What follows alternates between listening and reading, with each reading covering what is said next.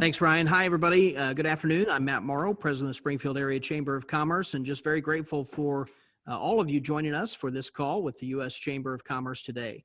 This call is prompted by feedback that we're hearing directly from you, our members. Your feedback is informing all of our strategic action and advocacy efforts on a daily basis. And one of the things that we're hearing that you need is information about what is happening in Washington, D.C. to help your businesses really navigate this storm that has been created by the impact of the coronavirus. So today, it's our hope to provide some helpful information on phases 1, 2, and 3 of the federal relief efforts, including the CARES Act, which has as a part of it the Paycheck Protection Program. We also want you to know more about the Economic Injury Disaster Loan Program and how those programs interact with one another. So I'm very glad that you're able to join us here today for this opportunity to overview some of these efforts and really to hear what is next on the horizon in Washington, D.C., also from the federal level, and to address some of your specific questions as well. So in just a moment, I'll be introducing our guest speaker, but first, let me share just a little bit about today's program. First, we will have a presentation from our presenter from the U.S. Chamber, and then we will move on to questions and answers. We've captured a number of questions from you that were submitted in advance, and we'll try to get to most of those today, assuming that Ron doesn't cover some of those in his own presentation, which I fully expect that he will.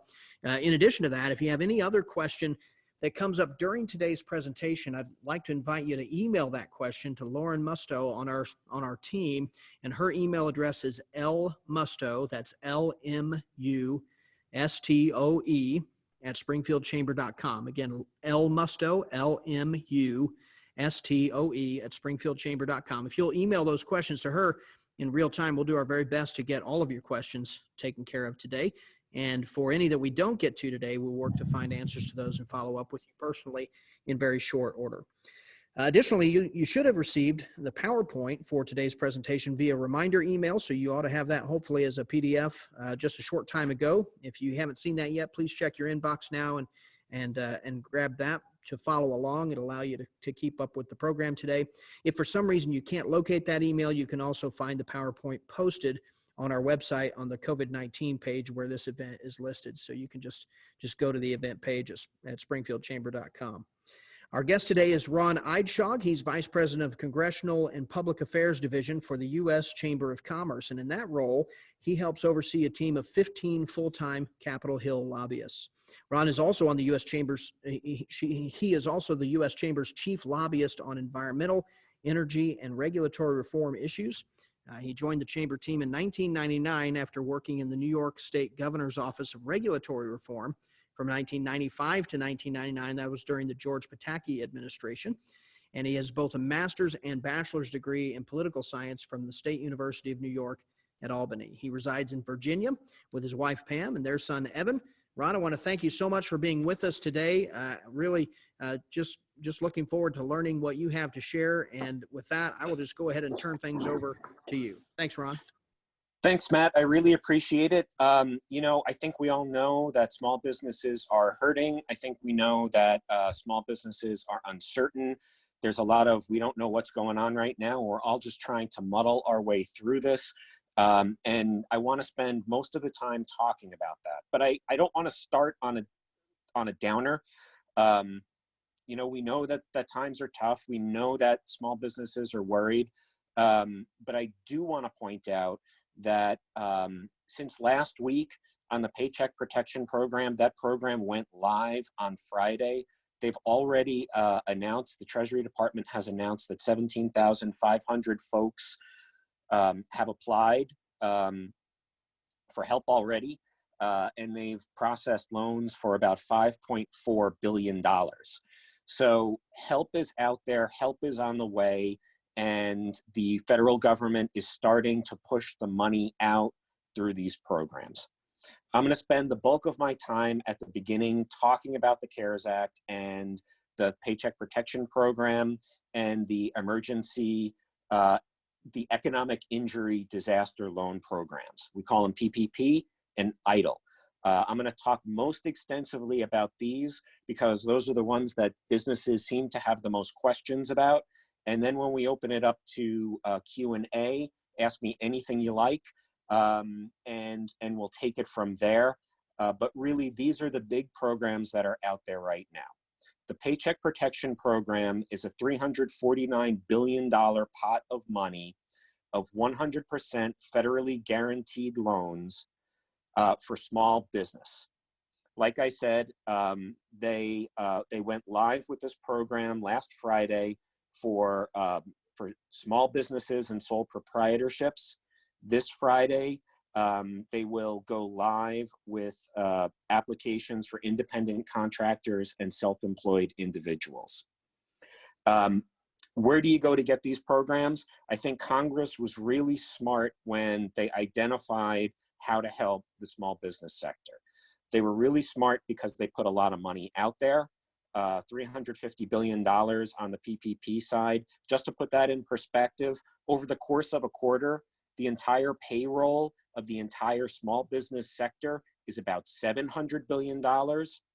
So $350 billion in that perspective is a lot of money, a lot of liquidity to get into the small business sector. So Congress was smart there. They were also smart on the PPP side of making sure that your local bank would be the institution where you get this loan. So if you already have a relationship with your bank, you should be able to get the PPP from them. Like I said, the program went live last Friday with banks that have a relationship right now with SBA. So they're already able to get into the SBA system. That number of banks is in the thousands.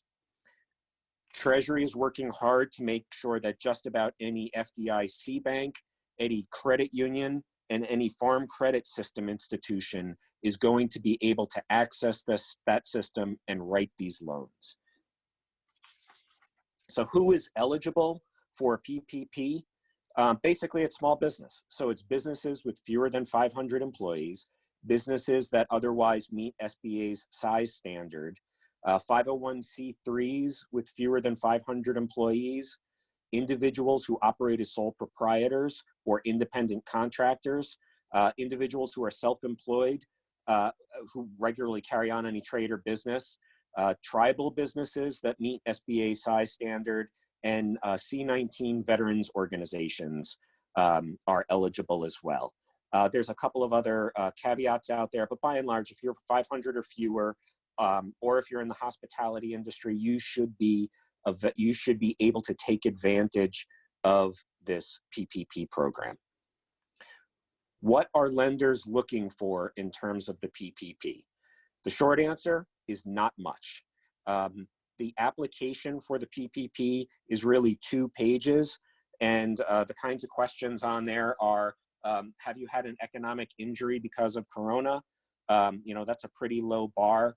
Congress was really, really smart, again, when they came up with this program on the PPP side to make sure that there were as few paperwork burdens, few bureaucracy, as few pain in the neck kinds of things, so that they could get money into the hands of small businesses as quickly as possible. So long as you are having some economic difficulty and you're going to use the loan for payroll and other things like rent, like lease payments, mortgage payments, utility payments, if you're using the PPP loan for costs associated with your business, you're going to be eligible. 75% of your costs have to go towards payroll, but so long as you're running your business, you should be eligible for this program. How much money can I borrow with this program?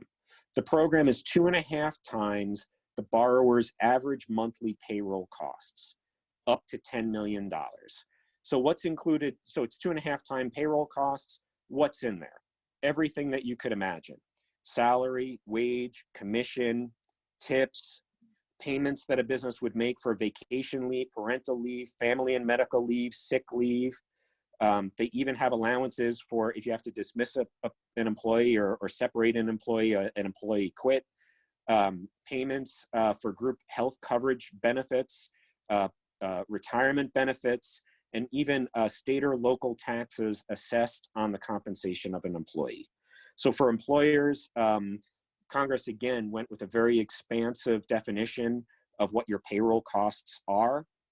For sole proprietors, independent contractors, self-employed, it's the sum of payments of compensation, that is wage, commission, income, net earnings, up to $100,000.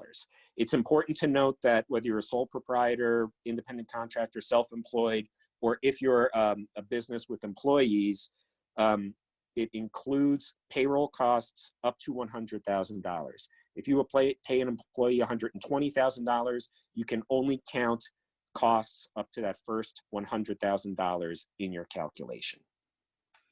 So, so those are the costs that will be assessed and included in there. The best thing about the payroll protection program is the loan that you take out goes away at the end of June. If you use this money to pay your employees, pay your bills, pay your mortgage, those kinds of things, the loan turns into a grant at the end of June. There's different ways of calculating the loan in full-time employees. There's a look back from February 15th or March 1st of 2019 through June 30th. So basically you could look back to last spring, see what your FTE numbers were and what your employee costs were. Or if you're a business that's new, it's January through the end of June of this year. And also for seasonal workers, it's looking back at last spring. So the payroll costs are pretty expansive. And like I said, the best thing about this loan is that it turns into a grant so long as you use it the way that it's intended to be used. The really important thing here is, like I said earlier, Congress is trying to get money into the hands of small businesses. And it's important to understand why they're doing this. It's much more important for a small business to be writing a paycheck than the state or local or federal government to be writing an unemployment check or some sort of relief check down the road. The federal government wants your employees to either continue working if they can, not work if they can't, but be ready to go back to work and grow the economy once this crisis is in the rearview mirror. So that's the PPP. I'm going to talk about the EIDL loans for 1 second, and then I think I'll open it up to questions and we can get into all of the things that you're interested in. The EIDL program is more of a traditional disaster loan program, but on steroids. Small Business Administration has run the EIDL disaster loan recovery program for a long time, but Congress put it on steroids with this program. Who's eligible? Businesses with fewer than 500 employees, co-ops, ESOPs, tribal businesses with fewer than 500 employees, sole proprietors, independent contractors. Most private nonprofits are eligible for the EIDL program. One of the interesting things, chambers of commerce are not eligible for the PPP, but we believe that chambers of commerce are available to use the EIDL program, although it looks like we need some more clarification from SBA there.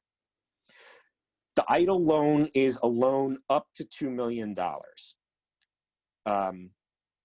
But the best thing about the EIDL loan is the emergency $10,000 grant. When you apply for an EIDL loan, you can request a $10,000 emergency grant. Again, this is to get money into the small business sector, keep liquidity there. Eligible applicants who apply for an EIDL loan can get that grant between now and the end of the year. There's no obligation to repay this grant.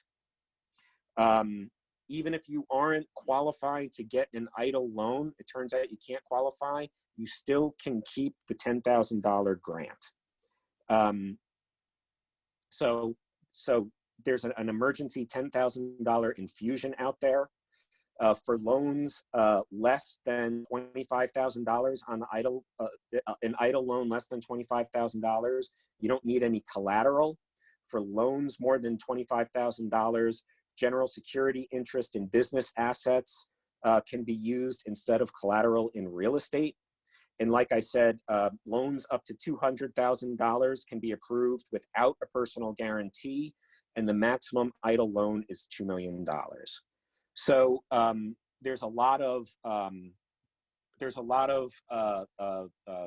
there's two different ways that businesses at this point, or two main ways that businesses at this point can go: the PPP route, the EIDL route. I'm sure that we'll talk about why one might be better or worse for you. The advice that we're giving is to talk to your banker, look through these programs.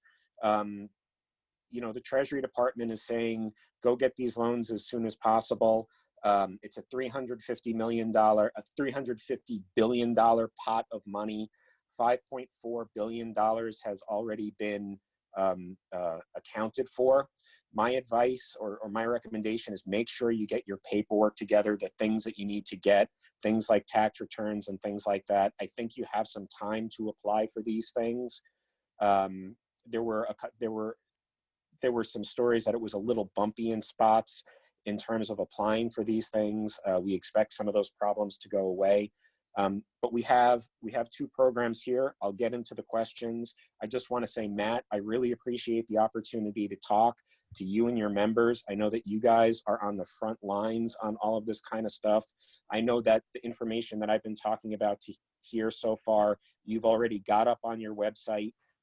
We're updating our information as soon as it becomes necessary. We're getting that out to Matt so that he has that available for you. We have some one-pagers, we have some four-pagers in addition to the PowerPoint presentation. So let me just say, you know, we're here to help. We're all in this together, and I'm glad to be with y'all today, and I hope that I can answer some of your questions. So Matt, I'll turn it over to you. Well, Ron, thank you so much for just for your help on this and for your expertise and lending that to us and your time. I know it's in high demand right now. I will also say that, you know, a commitment that we've made to our membership is that we will work very hard to be as quick as possible. We'll be prompt with information, but we're going to make sure that what we provide is accurate and that we know what we know before we tell you, and you bet your business on it. And that's one of the things that's been so great about working with the U.S. Chamber and the whole team there. You've just been a tremendous resource, and today is, of course, no exception today to the rest of that, but you've just been a great resource for us all the way through. So thank you very much, Ron.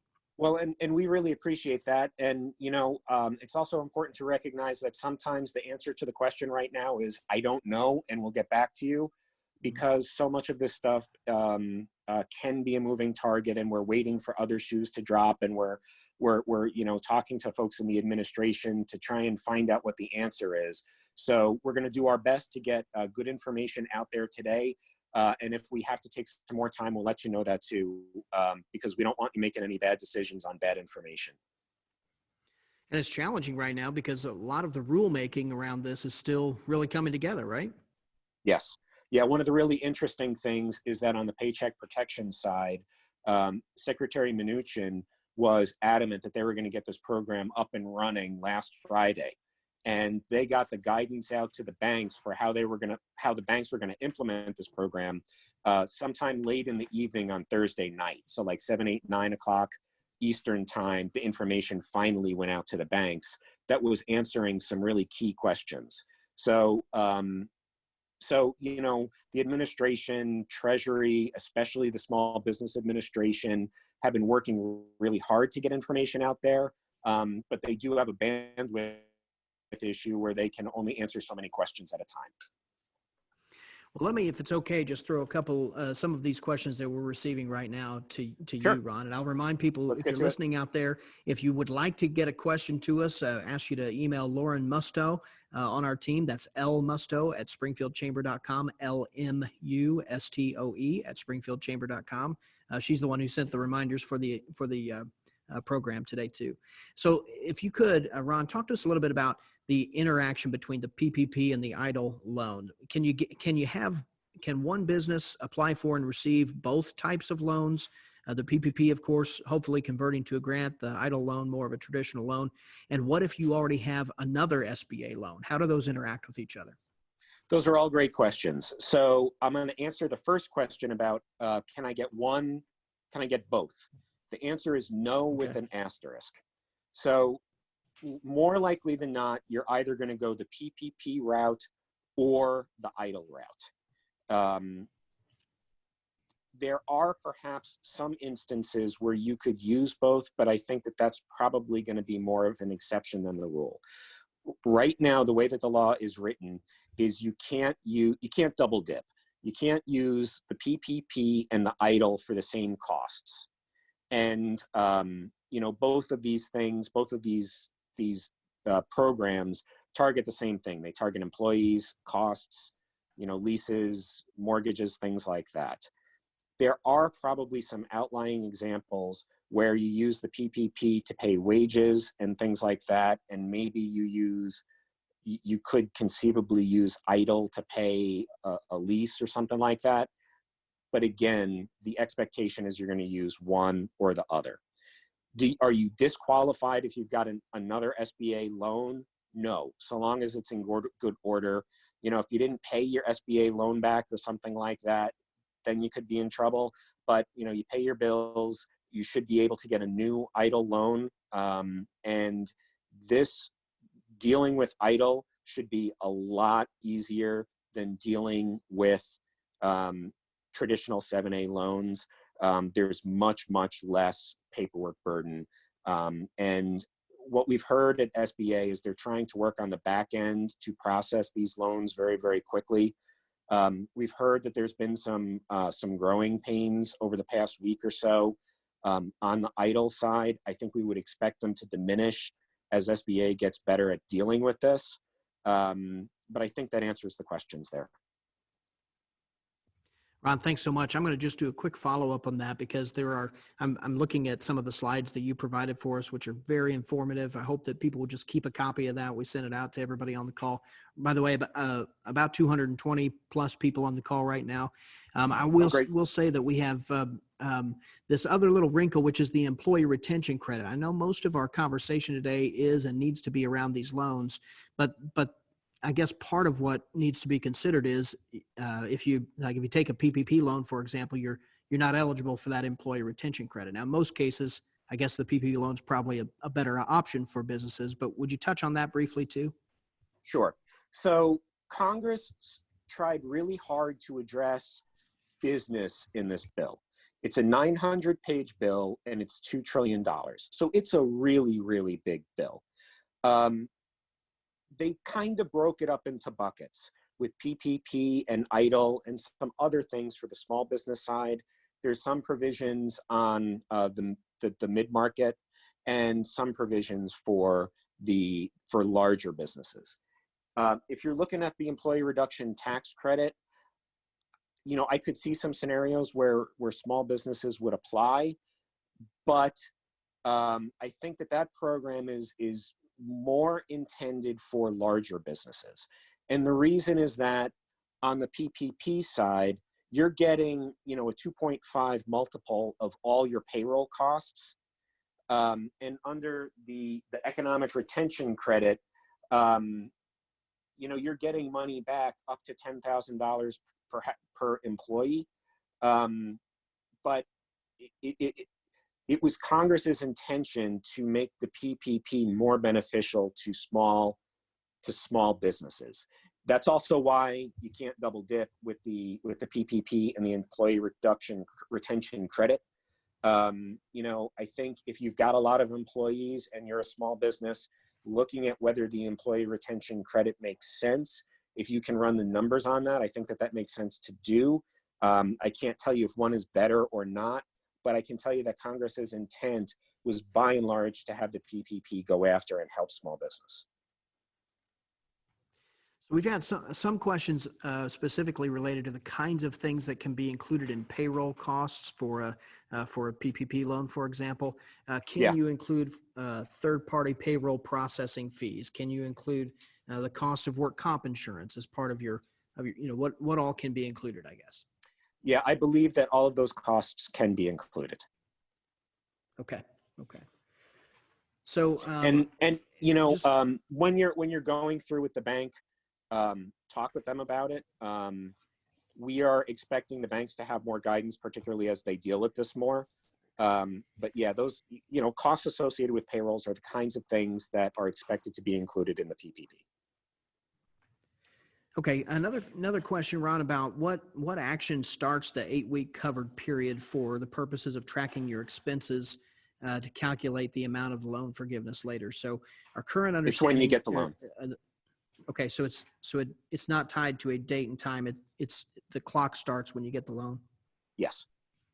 Okay, and so because of the 8-week timeline to bring employees back, could a PPP loan then meet the forgiveness qualifications for payroll for a business that has been mandated to shut down by a local stay-at-home order or state stay-at-home order and is at this point unsure of when they can reopen? Yeah. So, the thing about the PPP is, in a lot of instances, you're going to be paying your employees to not do any work. You're paying your employees to stay home. There are businesses that are not essential. There are workers that can't come in. And, Congress, when they were putting this together, was thinking that it's better for them to continue to get a paycheck that the government is paying for than it is for them to be getting an unemployment check or something like that. Then when this crisis is in the rearview mirror, like I said, they can come back to work. They're still employees. They still have their health care, all of those kinds of things. So yeah, if you've got employees, they're not working, so long as you had to have them stay home, or furlough them, even lay them off before the date that the bill became a law, which I think is 2 weeks ago this past Friday, you're eligible to bring them back on payroll and qualify for the PPP. Does that answer it? We've received, I think that does. I think that actually covers that, Ron. We have several questions that are related to, this process of a loan turning into a grant. I think that's obviously there are a number of small businesses that are not looking to take on more debt to get through this. They want to make sure they step the right way so they don't get caught later. So just in the simplest terms, if you do the loan and use it only to cover payroll or only to cover payroll and rent, and it seems like utility bills maybe was part of it too. Yeah. Is that automatically forgiven at the Yep. end of the loan, or is there a process you have to go through to request forgiveness, or how does that work? So this will be in consultation with the bank, but it should be very easy to prove because you're going to have your payroll records and things like that. The magic number on when the loan will be forgiven is 75%.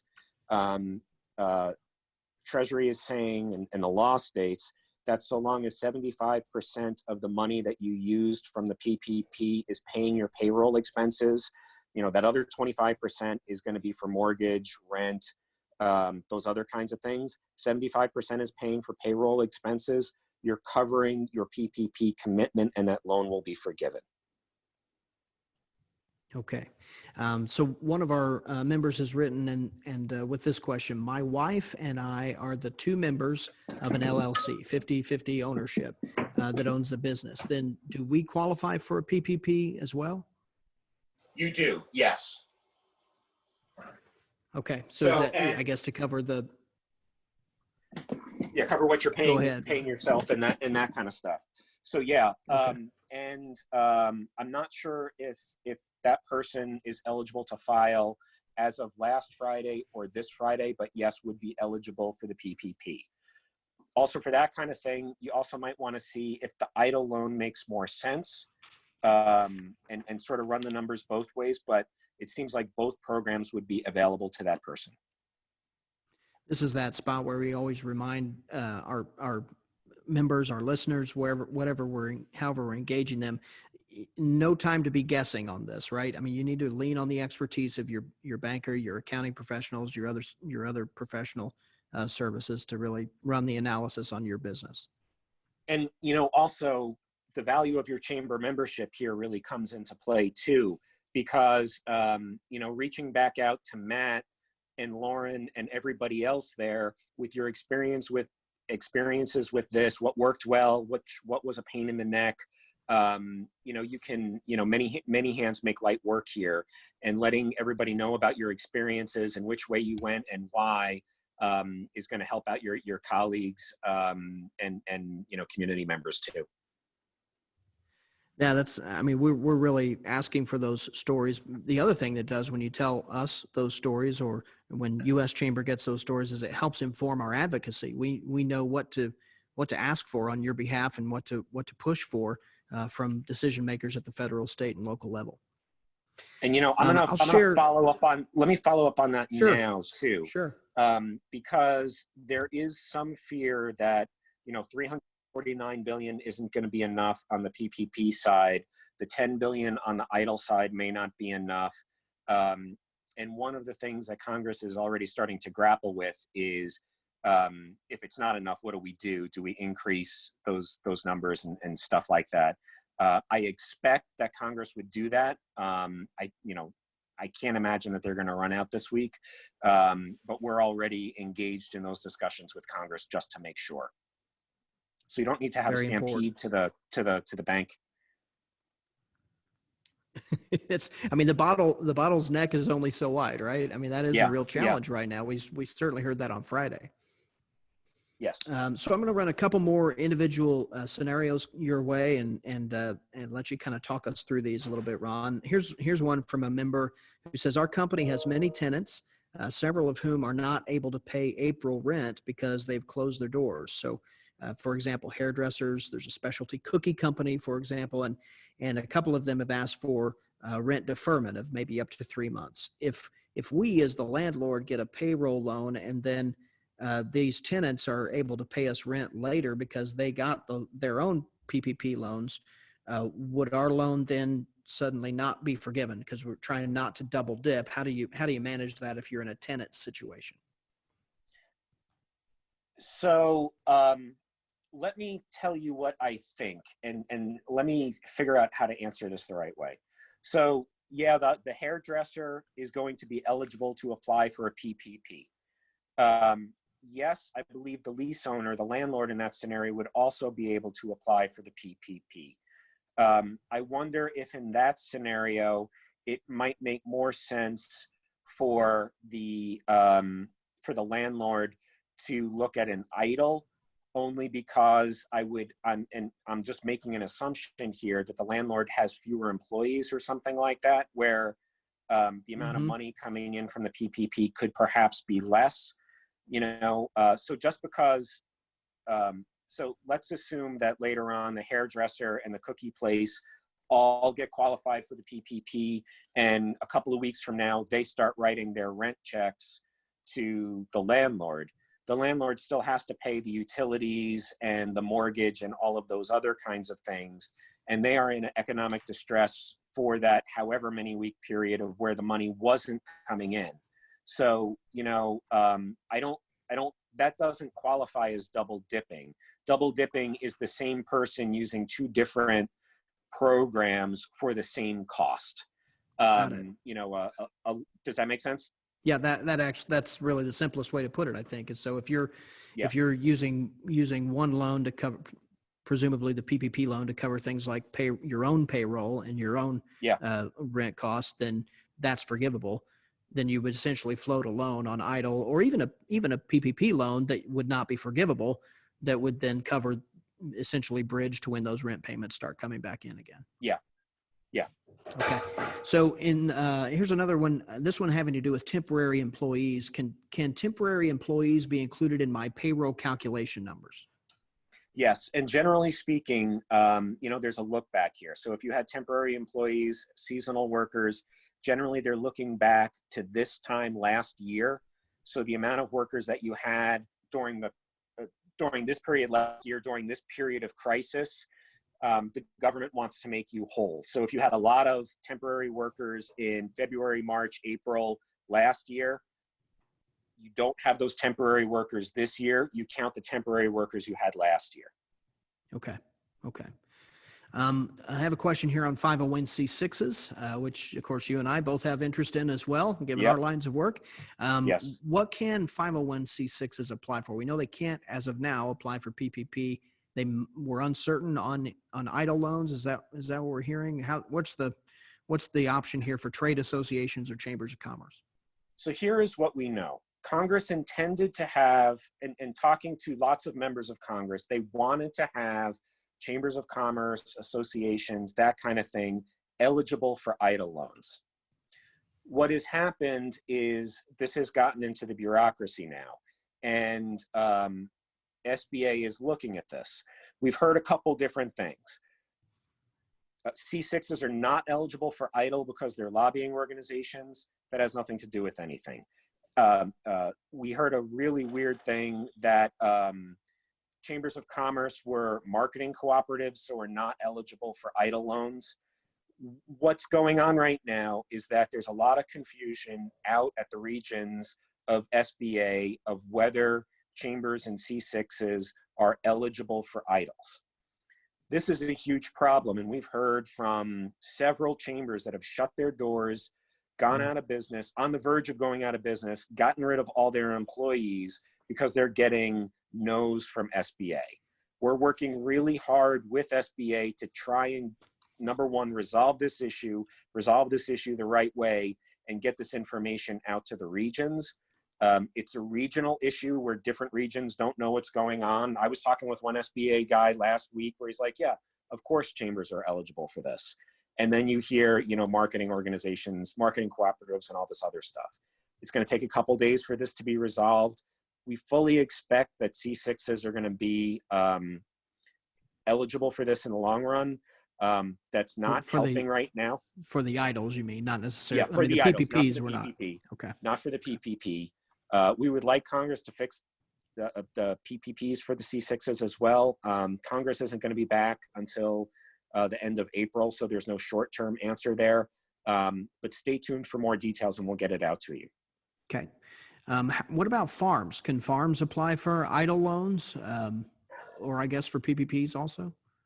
Yes, but you know, to be honest, we haven't done a great job of tracking it on the ag side. I think Farm Bureau would be a lot better checking their information.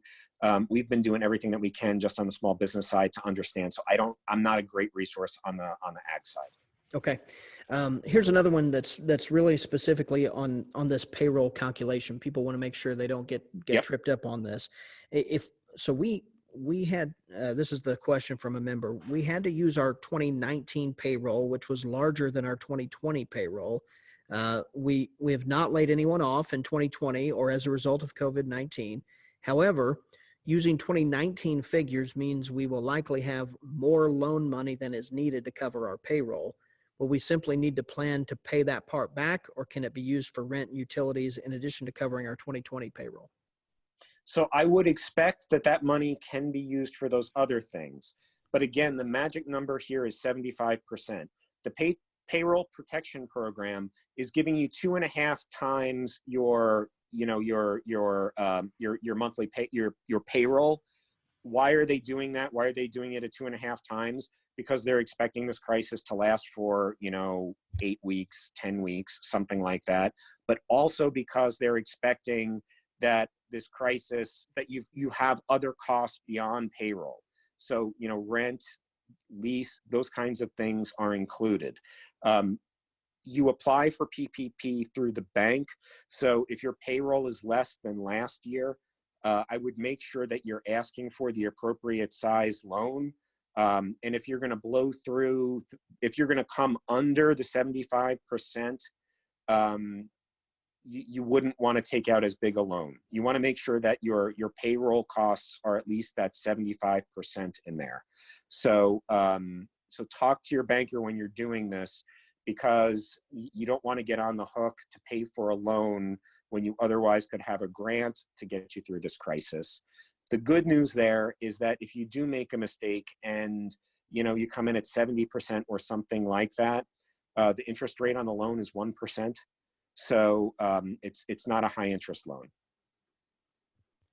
Okay, just received this question from one of our members talking about, Ron, when you referred to the requirement being economic injury, which may specifically, that's the first two words of the EIDL, the economic injury disaster loans. But the bigger question is this, I think, economic injury being caused by the impact of the virus. The application that this member is looking at reads, and this might be for a PPP, current economic uncertainty makes this loan request necessary to support the ongoing operations of the applicant. So here's the question. If your company has not yet been injured, do you qualify? Because everyone is facing economic uncertainty, but not necessarily everyone has yet been injured. They're anticipating maybe future injury. Yeah, so that's one of the few certifications out there. That questioner is reading right from the PPP application. It's one of the few certifications that you have to make. So yes, and I'm talking here. Sometimes my words are not going to be 100% precise. So thank you for that question and clearing it up. It is the current economic uncertainty on the PPP side that is the standard in the statute for there. So just to clear, yeah, go ahead, Ron. Congress doesn't want you to be on the doorstep of shutting down, proving that you're on the doorstep of shutting down when, the amount of uncertainty in the small business sector is so huge that, the vast majority of small businesses out there are worried about how they're going to make these costs, meet these costs, regardless of whether that actually comes to pass or something. Does that? I'm not saying it well, but no, I think that makes economic uncertainty. Yeah, I think that makes sense. I think one of the things that we can easily get lost in a little bit is these two separate programs. The economic injury disaster loan is a loan, as the only difference between that and a normal loan are that you can get this advanced grant of $10,000 that you might be able to keep. The other, which is the brand new thing, is this Paycheck Protection program, and that's the one that has this language that we just heard, which is current economic uncertainty, and that's really where they're trying to push that money out quickly. Yes. Which I guess is why you have more than just traditional SBA lenders. Everybody's authorized to do this right now, and not everybody's up to speed, and not everybody is jumping right in because it's a different animal, but the idea here, I guess, is to try to make as many access points as possible for businesses. Yeah, that's a really good way to look at it. And not all the banks are up and running yet. They're getting into this now. And over the next couple of days, more banks are going to be in that system. So there's been really, really good penetration with community banks. Bank of America was the first national bank to start participating. Other of the big national banks are getting in. One of the problems that we've heard is that banks are processing loans for their customers first, someone that they already have a relationship with.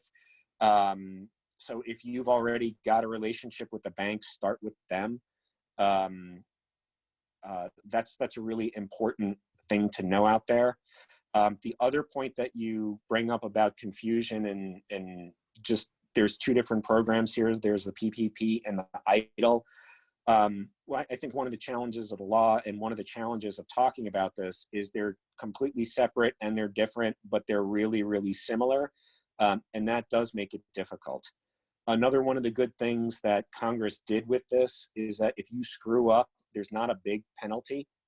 So if you apply for an EIDL loan and you get the $10,000 grant, but then you apply for the PPP and the PPP really makes more sense and you get the PPP loan, the only thing they do is they take the $10,000 grant off the top.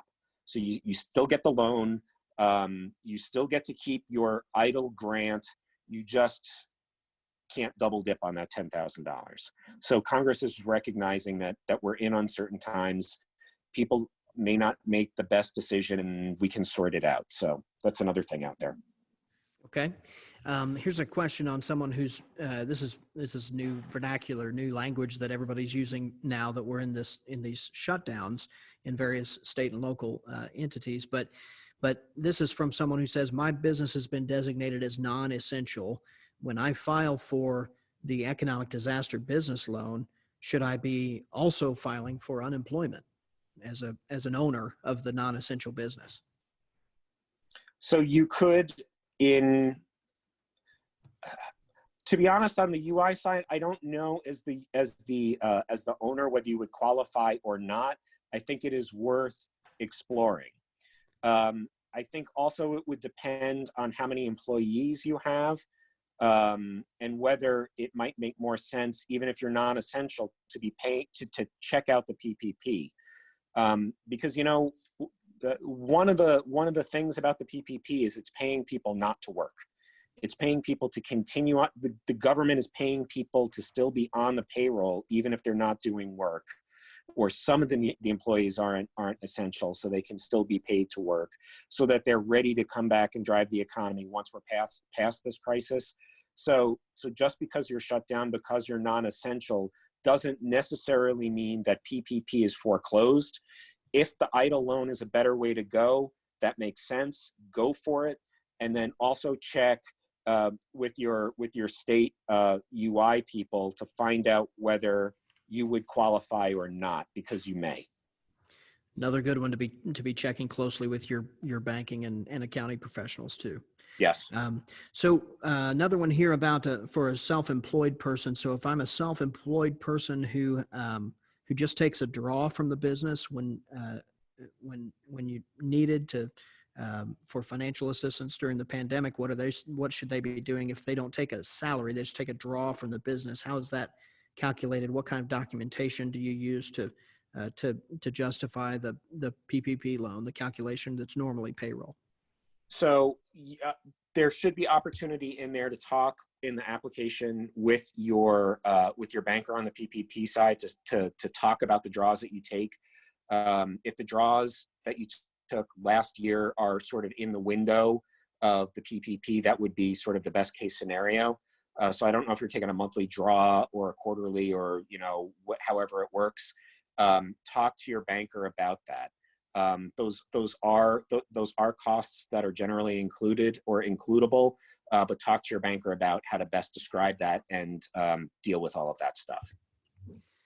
Because health insurance can be factored into your payroll costs if you've had a significant increase recently in the health plan premium. This question has a 23% recent increase that they say is related to the pandemic. I'm not sure if, but whatever the reason is, if you had a recent increase for 23% of your health insurance, one, I guess, can these loans cover that increased premium cost, even though it maybe wasn't in your history before? And then secondly, any thoughts on any relief for small business in the aftermath of this, if in fact COVID-19 is affecting health insurance premiums? So those are two good questions. So number one, on the PPP side, that we've got that magic number of 75%. So what I expect is that in that scenario, the costs from higher premiums would be in that 25%. So long as you're using 75% of that loan there's lots of things that qualify for the PPP, so long as 75% is going back to the employees to pay payroll and those costs, you are good on the loan being forgiven, turning into a grant. So that's the important thing to consider. And I think I kind of got that covered. On other costs down the road, what's going to happen with insurance premiums based on COVID, all of that kind of stuff. I don't have a good answer for that right now, but we can look back to history. After 2001, after 2008, the financial crisis, Congress did short-term relief. There was TARP, there was stimulus, there were other things after 9/11. And then a couple of months later, there were other things. So there was Dodd-Frank. There was lots of stuff that came out in terrorism risk insurance, those other kinds of programs after 9/11. Down the road, and I don't know when that down the road is. I don't know if that's June. I don't know if that's September. I don't know if that's next year, on how we're going to deal with recovery and those kinds of things. Congress is going to do something there. There's been some talk of what that's going to be, but we're really at the early stages. I think right now we're trying to digest what phase 3 means, but things like, do insurance premiums go absolutely crazy because of COVID? Are we going to need some sort of better response to pandemic for businesses? All of those kinds of things, I think, are the kinds of things that Congress will be looking at to figure out, but not sort of in the immediate term of getting through this crisis. Okay, just a couple here quickly while we still have a few minutes, Ron. Is there any distinction made for companies that are partially owned by private equity firms? Are those eligible for the same relief programs or not eligible for the same relief programs? So I think that there's there's an issue on the idle side with that kind of ownership, but I'm not entirely sure, and I will try to get more information on that. I don't believe so on the PPP side, so long so long as costs are being used to as the loan is being used to pay payroll and things like that. But I do believe there might be some issues on the idle side, and I'll try to get some information pulled together on that. Okay, thanks. And then for another self-employed individual's question, if they're going to calculate their net earnings as a self-employed individual for the purposes of the PPP loan, would depreciation be excluded, or how are they supposed to calculate net earnings if they're self-employed? I'm not entirely sure, and I think my best answer is going to be to talk to the folks at the bank. Probably your lender on that one. Yeah. Yeah. I'm looking through the application, and there's none of that information in there. The only good news that I would say is that Congress has worked really hard to make that number as big as possible, because,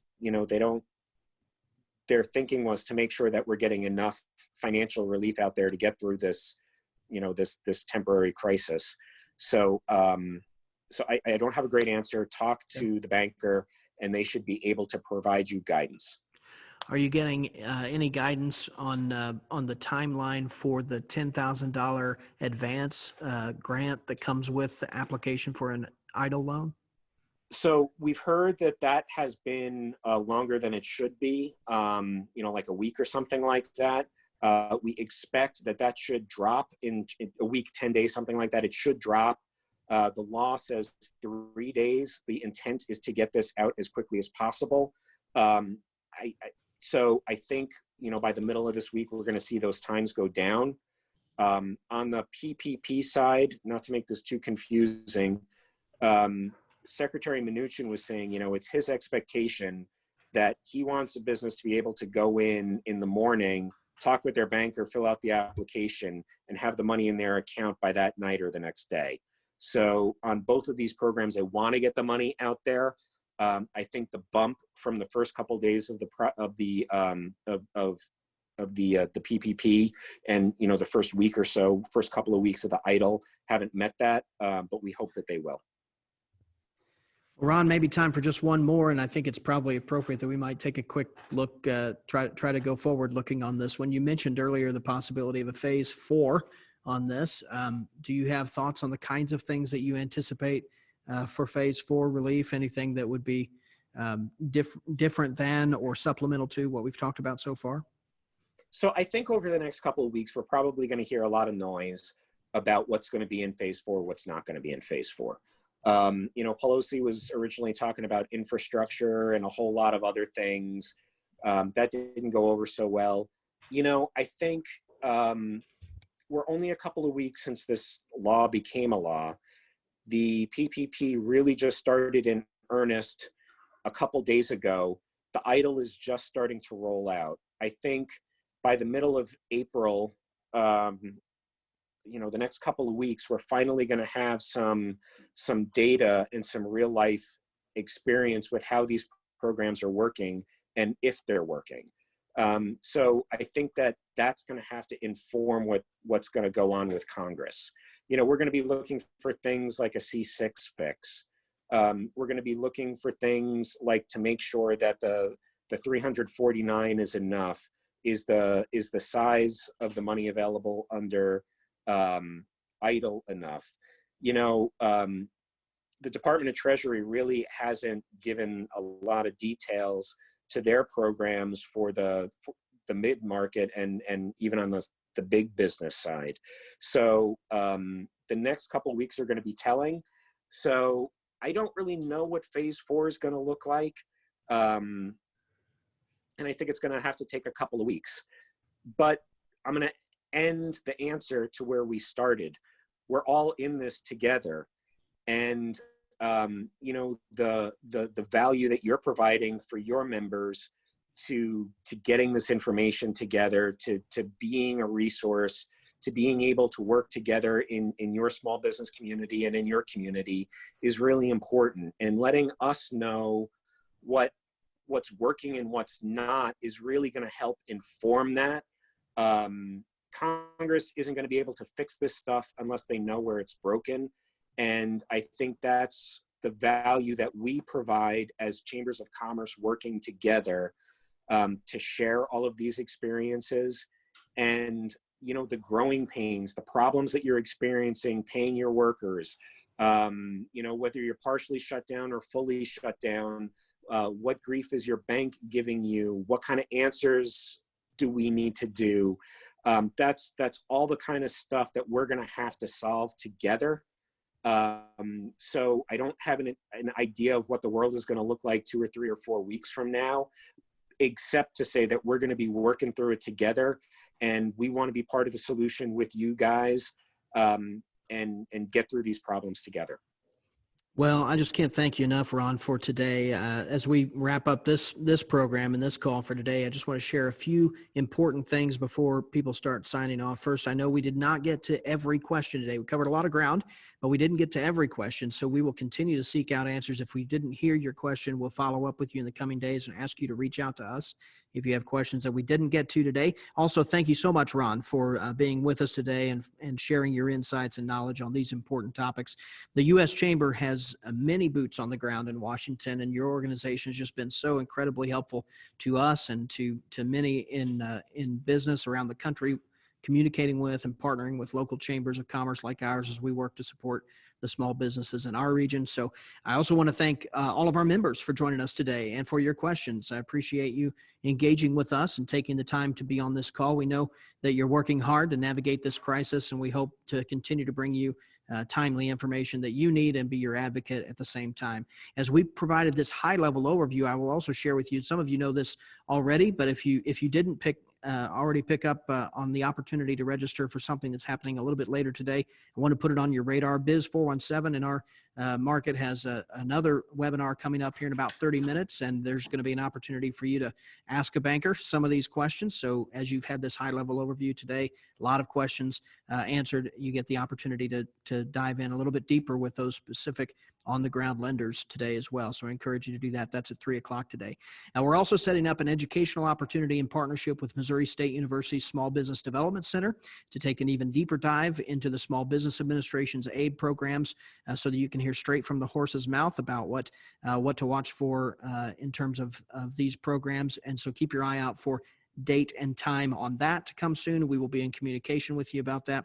And as the U.S. and Missouri Departments of Labor finalize their rulemaking and more clarity becomes available about the options that you have from an unemployment insurance perspective and a variety of other ways, just as you weather this storm, we will be working to connect you with legal and other experts that can help provide solid answers to your employment questions and your unemployment questions and everything else related to that in the very near future too. So just as soon as those answers are available, we will make them available to you. We'll be reaching out to you on that as well. So grateful for you, Ron, for joining us, and for the U.S. Chamber for the incredible partnership that you have with local chambers like ours all over the country. And very, very grateful to everyone on the call today for your membership, for your support of the Springfield Area Chamber of Commerce. As Ron has said, and as I agree, we are in this together. Thank you for being a part of the Springfield Area Chamber of Commerce.